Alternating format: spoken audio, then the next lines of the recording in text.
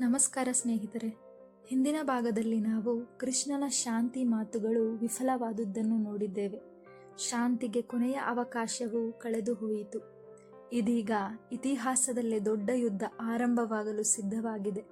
ಅಣ್ಣ ತಮ್ಮಂದಿರು, ಗುರು ಶಿಷ್ಯರು ಒಬ್ಬರ ಎದುರು ಒಬ್ಬರು ನಿಂತಿದ್ದಾರೆ.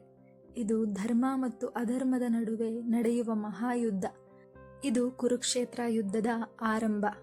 ಕುರುಕ್ಷೇತ್ರದ ವಿಶಾಲ ಮೈದಾನ. ಬೆಳಗ್ಗಿನ ಸೂರ್ಯ ನಿಧಾನವಾಗಿ ಉದಯವಾಗುತ್ತಿದ್ದನು. ಆಕಾಶ ಕೆಂಪು ಬಣ್ಣದಲ್ಲಿ ಕಂಗೊಳಿಸುತ್ತಿತ್ತು. ಆ ಮೈದಾನದಲ್ಲಿ ಎರಡು ಮಹಾಸೇನೆಗಳು ಎದುರು ಎದುರು ನಿಂತಿದ್ದವು. ಒಂದು ಕಡೆ ಪಾಂಡವರ ಸೇನೆ. ಅವರ ಮುಖದಲ್ಲಿ ಧೈರ್ಯ, ಆದರೆ ಹೃದಯದಲ್ಲಿ ಒಂದು ಭಾರ. ಮತ್ತೊಂದು ಕಡೆ ಕೌರವರ ಸೇನೆ. ಅವರು ಗರ್ವದಿಂದ ನಿಂತಿದ್ದರು, ಯುದ್ಧ ಗೆಲ್ಲುವ ವಿಶ್ವಾಸದಲ್ಲಿ. ಅಲ್ಲಿ ಇದ್ದ ಯೋಧರು ಸಾಮಾನ್ಯರು ಅಲ್ಲ. ಭೀಷ್ಮ ಅಜೇಯ ಯೋಧ, ದ್ರೋಣ ಮಹಾನ್ ಗುರು, ಕರ್ಣ ಮಹಾವೀರ.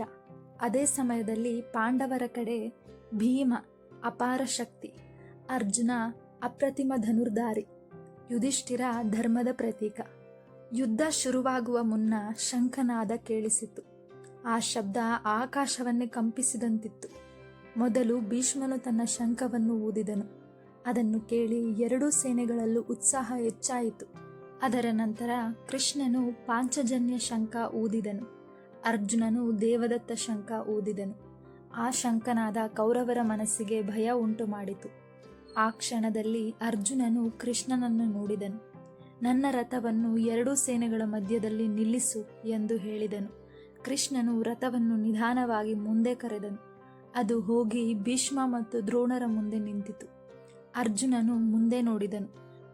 ಅವನ ಕಣ್ಣುಗಳಿಗೆ ಕಾಣಿಸಿಕೊಂಡದ್ದು ತನ್ನ ತಾತ, ತನ್ನ ಗುರು, ತನ್ನ ಸ್ನೇಹಿತರು ಮತ್ತು ತನ್ನ ಸಂಬಂಧಿಗಳು.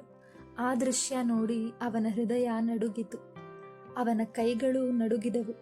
ಬಾಣ ಹಿಡಿದ ಕೈ ದಣಿದಂತೆ ಆಯಿತು. ಅವನ ಕಣ್ಣುಗಳಲ್ಲಿ ನೀರು ತುಂಬಿತು. ಅವನು ನಿಧಾನವಾಗಿ ಹೇಳಿದನು, ಇವರು ನನ್ನವರು, ಇವರನ್ನು ನಾನು ಹೇಗೆ ಕೊಲ್ಲಲಿ ಎಂದು. ಅವನ ಮನಸ್ಸಿನಲ್ಲಿ ಗೊಂದಲ. ರಾಜ್ಯಕ್ಕಾಗಿ ನಾವು ನಮ್ಮವರನ್ನೇ ಕೊಲ್ಲಬೇಕಾ ಎಂಬುವ ಪ್ರಶ್ನೆ. ಅವನು ತನ್ನ ಗಾಂಡೀವವನ್ನು ಕೆಳಗೆ ಇಟ್ಟನು. ರಥದಲ್ಲಿ ಕುಳಿತನು. ದುಃಖದಿಂದ ತುಂಬಿದನು. ಆ ಕ್ಷಣದಲ್ಲಿ ಮಹಾಯುದ್ಧ ಶುರುವಾಗುವ ಮುನ್ನವೇ ಅರ್ಜುನ ಯುದ್ಧಕ್ಕೆ ಸಿದ್ಧನಿರಲಿಲ್ಲ. ಆ ಕ್ಷಣದಲ್ಲಿ ಕೃಷ್ಣನು ಅರ್ಜುನನ ಕಡೆ ನೋಡಿದನು. ಅವನ ಮುಖದಲ್ಲಿ ಶಾಂತಿ. ಇದು ನಿನ್ನ ದುರ್ಬಲತೆ ಅಲ್ಲ, ಇದು ನಿನ್ನ ಗೊಂದಲ ಎಂದು ಹೇಳಿದನು. ಇದೀಗ ಕೃಷ್ಣನು ಅವನಿಗೆ ಜೀವನದ ಮಹಾನ್ ಸತ್ಯ ಹೇಳಲು ಸಿದ್ಧನಾಗಿದ್ದನು.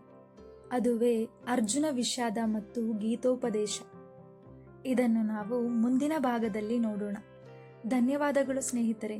ಇವತ್ತಿನ ಕತೆ ನಿಮಗೆ ಇಷ್ಟವಾಗಿದ್ದಲ್ಲಿ ಲೈಕ್, ಶೇರ್ ಹಾಗೂ ಸಬ್ಸ್ಕ್ರೈಬ್ ಮಾಡಿ. ಮುಂದಿನ ದಿನದ ಶ್ರೀಕೃಷ್ಣನ ಕತೆಗಾಗಿ ನಿರೀಕ್ಷಿಸಿ.